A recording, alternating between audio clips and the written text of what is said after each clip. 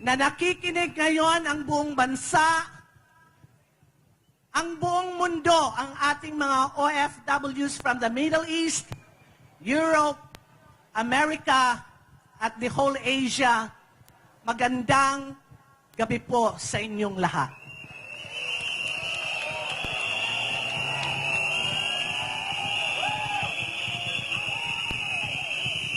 Ako po, si Sandra Cam,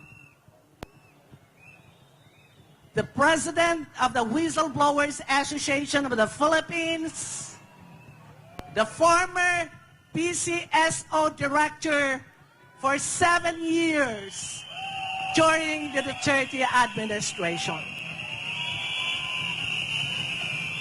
Ako po, sa pakikipaglaban ko sa korupsyon, I earned the ire of my co-directors and the Philippine Charity Sweepstakes Office. At ako po ay nakulong kasama ang aking anak for 20 months sa kasong murder na ginawa ng kalaban namin na sinakyan ng mga direkto ng dalawa na opisyales ng PCSO dahil sa pagsabi ko, pagsiwalat ng korupsyon sa aming ahensya.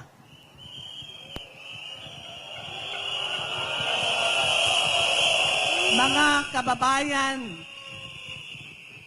hindi ang isang Sandra Cam matakot sa kulungan.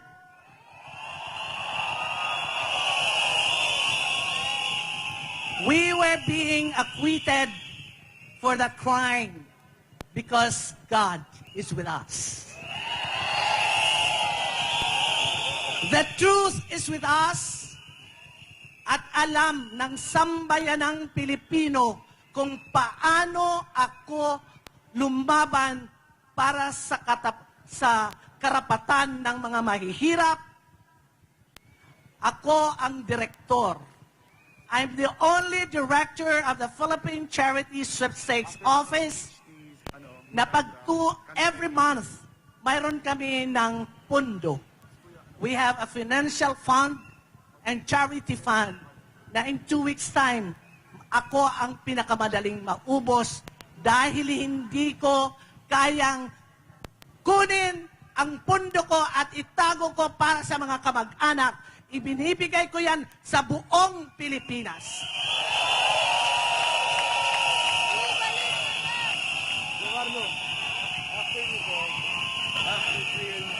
Mga general ang nakalaban ko. Pero hindi ako natakot.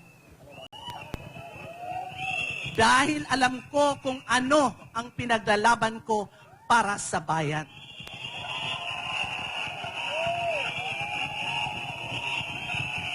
Sa ngayon, masakit ang loob ko dahil nung kapanahunan namin, nahihirapan manalo ng kahit 5 milyon buwan-buwan.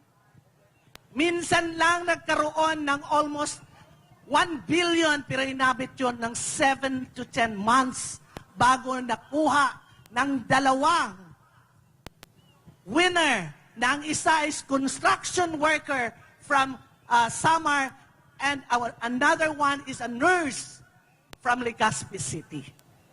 Yan ang totoo na nananalo.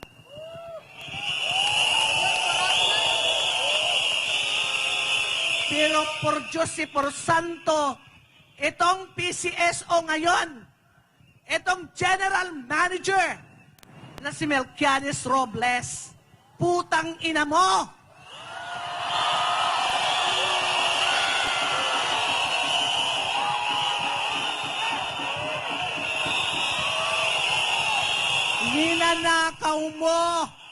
Ninanakaw nyo ang pundo na para sa taong bayan.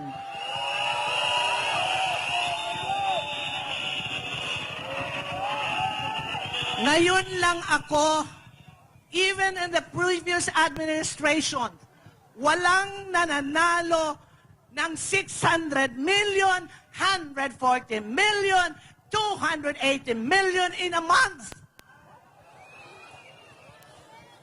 Walang nangyayari yan. Inaabot kami ng 2 to 3 months for a mere 40 or 20 million.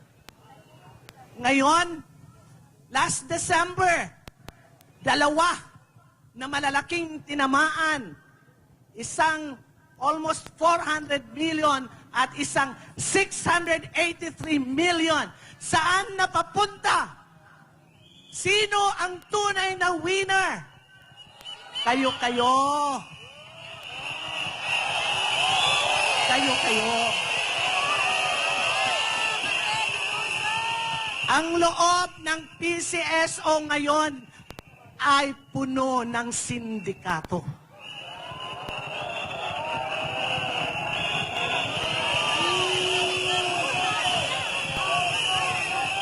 Kung maalaala nyo, nung birthday ng GM Robles, dito sa Malacanang, have you seen that video of Liza Araneta Marcos?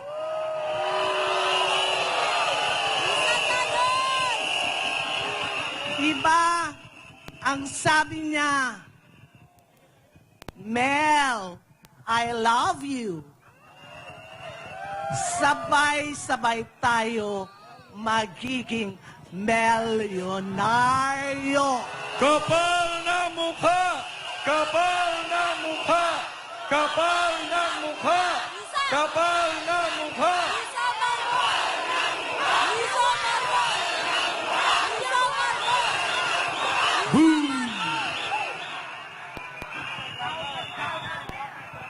Nung kapanahonan namin,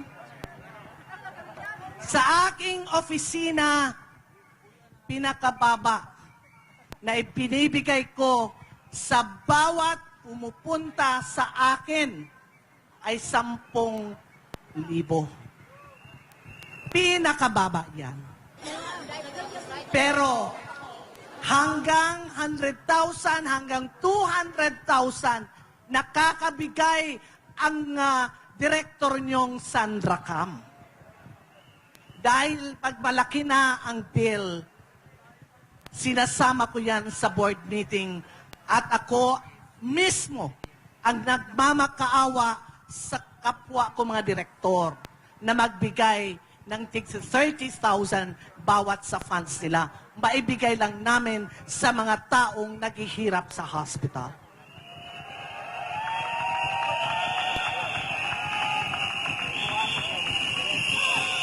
Sa ngayon, maraming nagre-report sa akin. 2 o'clock in the morning, pipila na. Buong Pilipinas to, ha? 2 o'clock. Dito, lalo dito sa Manila. 2 o'clock in the morning, ang mga kawawa nating mahihirap, pipila na sa PCSO. Hanggang alas 9 ng umaga. At ang matatanggap lang nila ay 3,000.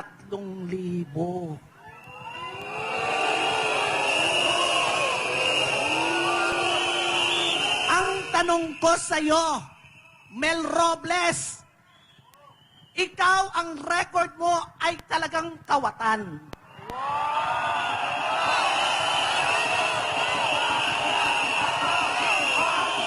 Kung maalaala mo, nagsilbi ka rin kay Pangulong Duterte. Pero anong ginawa sa'yo? Tinanggal ka dahil sa korupsyon.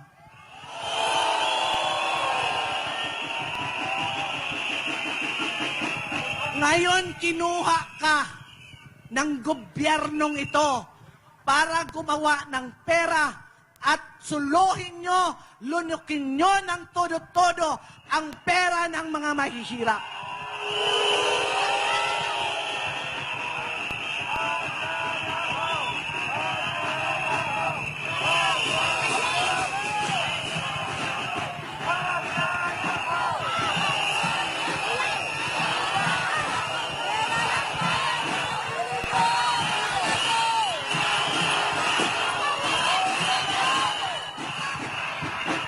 Ngayon, silensyo muna tayo. Ako ay nananawagan sa sambayanang Pilipino na itigil nyo nang habang nandito itong gobyernong ito at ang general manager ay ang magnanakaw na Robles. Huwag kayong tataya sa loto! Mga magnanakaw, itakwil! Mga magnanakaw, itakwil! Mga magnanakaw, itakwil! Mga magnanakaw, itakwil! Noong kapanahunan namin, during the Duterte administration, tuwing may sakuna, Mark, tuwing may sakuna, maglindol, bagyo, o may baha, ang PCSO ay nangunguna sa pagbibigay ng ayuda. Nung mag-ground zero ang Pampanga, dumating kagad ang ating mahal na Pangulo doon at ang hinanap ang PCSO. Kaya takbo kami kagad punta doon. Nakita namin hanggang sa mga etas, namigay kami.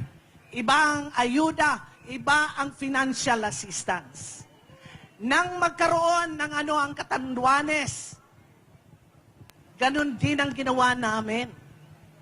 Sa iba-ibang parte, sa bandang sa norte, nang nagkaroon ng baha.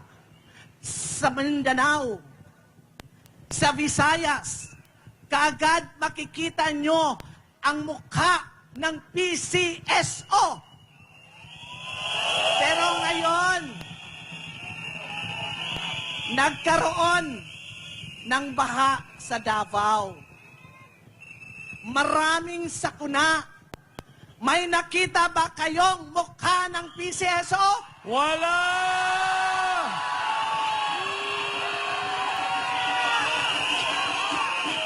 Dahil wala nang maibigay na pera.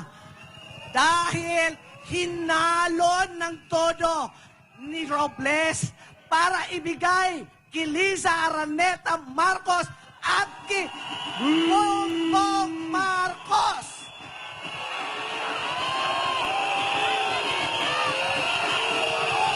Mga abusado, itakwil! Mga abusado, itakwil!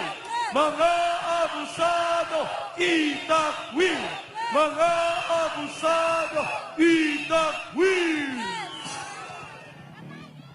Sa sambayanang Pilipino at sa mga nagmamahal sa ating bansa ng ating demokrasya, dapat pumunta na kayo dito sa Liwasang Bonifacio.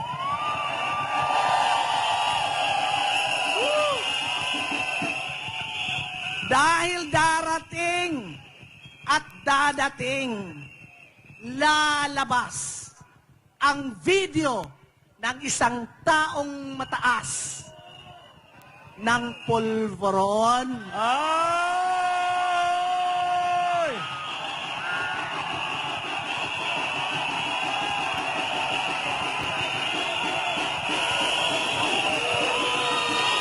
Video ng pulburon, ilabas! Video ng pulburon, ilabas! Video ng pulburon, ilabas! Video ng pulburon, ilabas! Video ng pulburon, ilabas! Video ng pulburon, ilabas! Boom! Sa ating mga uniform men, sa Armed Forces of the Philippines at saka sa Philippine National Police, imulat nyo ang inyong mga mata.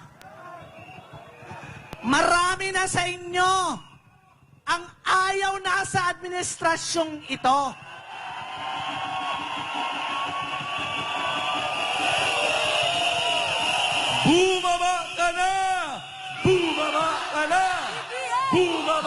na!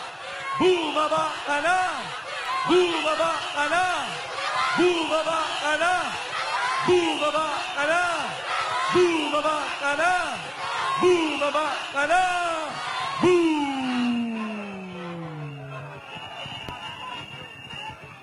So, uulitin ko bago ako pumunta sa ibang topic.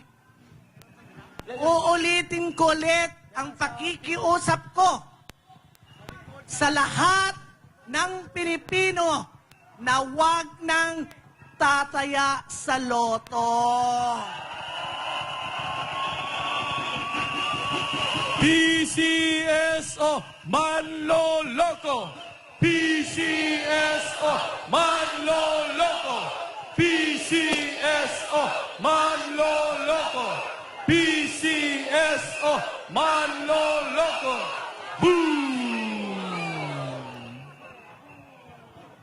Ikaw, Mel Robles, your days are numbered.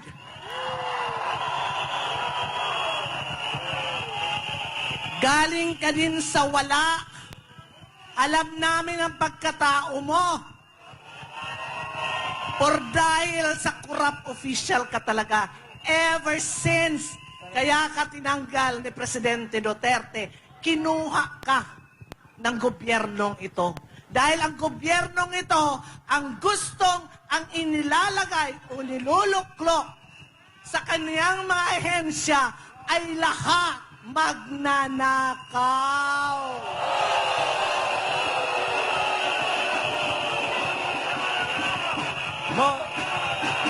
Magnanakaw! Sino? BBM! Sino? Magnanakaw! Magnanakaw! Magnanakaw!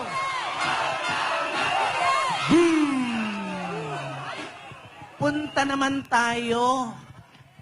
Sinasabayan nung kami nasa Davao Prayer Rally, may sabay si Tambaloslos. Kilala niyo ba kung sino si Tambaloslos? Oh! Sinabayan ng pamimigay ng bilyon-bilyon kasama ang kanyang mga hudares na mga congressman. Nung nasa Cebu naman kami, prayer rally, sinabayan naman kami na pumunta sa Siargao at with 52 congressman at pinagmamalaki na may 1.2 billion silang dala-dala doon. Saan nanggaling yung pera niyong ipinamimigay? At ginagamit yung front ang DSWD, Mr. Speaker?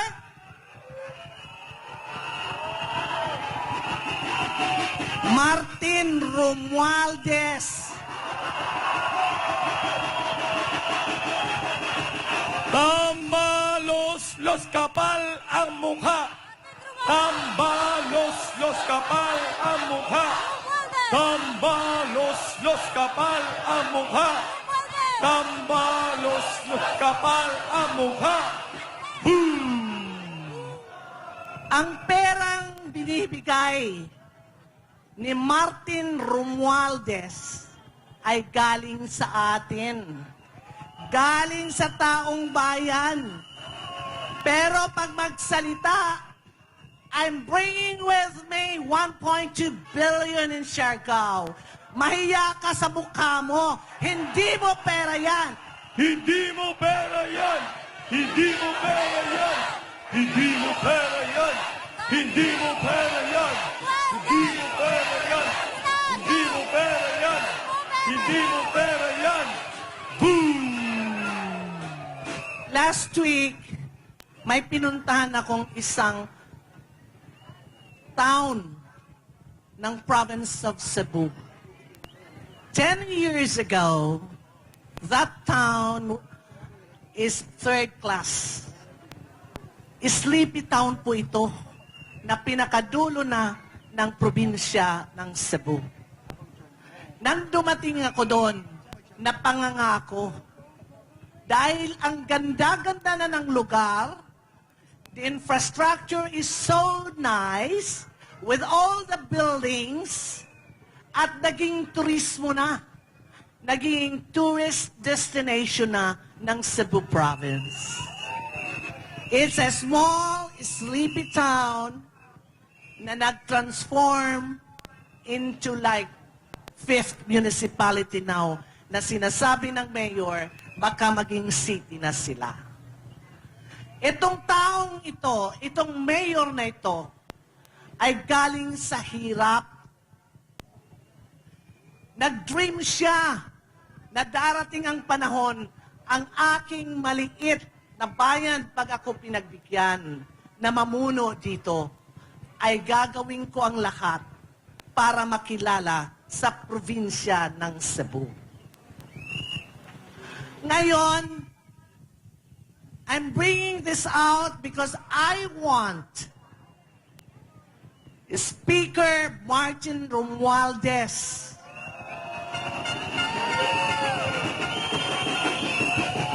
namimigay ka, sabi mo, bilyon-bilyon ang binibitbit mo. Bakit hindi mo puntahan ang sarili mong bayan ng Tacloban?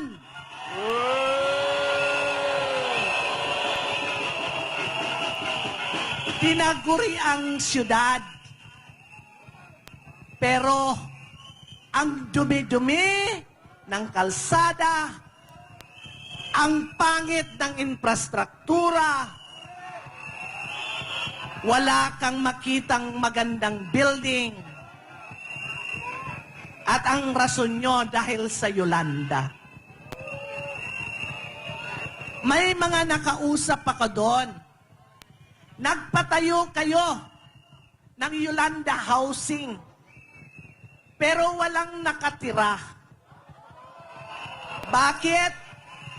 Walang ilaw, walang tubig, walang kalsada.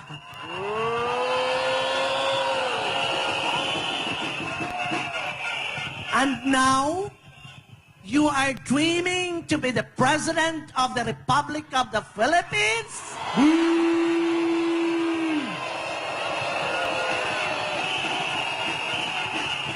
You are dreaming to be a Prime Minister of the Philippines?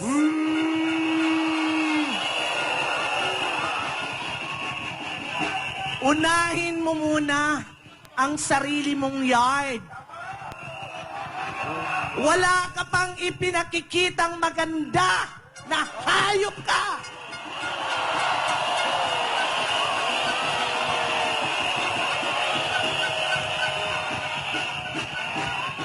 Marami akong mga congressman friends. Ako'y tinatawagan. Sandra, sister, tigilan mo na si Speaker. Mabait naman. Mabait ba itong masyadong walang utang na loob? Hindi!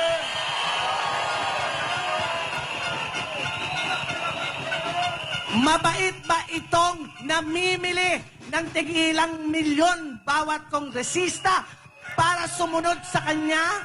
Hindi!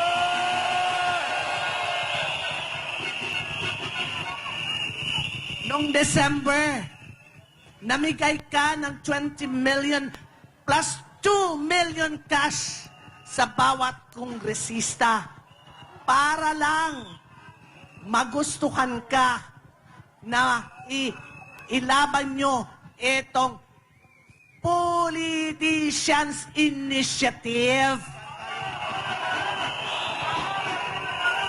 Mga bayaran! Mga bayaran! Mga bayaran! Mga bayaran! Mga bayaran! Mga bayaran! Mga bayaran! So, mga kababayan, magra-wrap up na tayo kasi may curfew tayo ng 10 o'clock. Ako lang talaga ay pumunta dito kahit pagod na pagod ako. Kalilibig lang ng kapatid ko kahapon. But I want to share with you my thoughts and my heart. I love the Philippines. Do you love the Philippines? Yes! I love freedom. Do you love freedom? Yes! So dapat ipaglaban natin ang demokrasya. Itigil natin itong martial law at pababain ang dapat ng bumaba na polvoronic. Bumaba ka na! Bumaba ka na! Bumaba ka na! Bumaba ka na!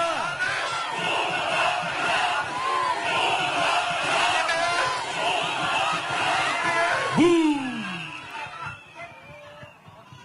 Again, bago ako bababa ako sa entablado. Pero pababain natin ang nasa Malacanang. Yeah! Tama?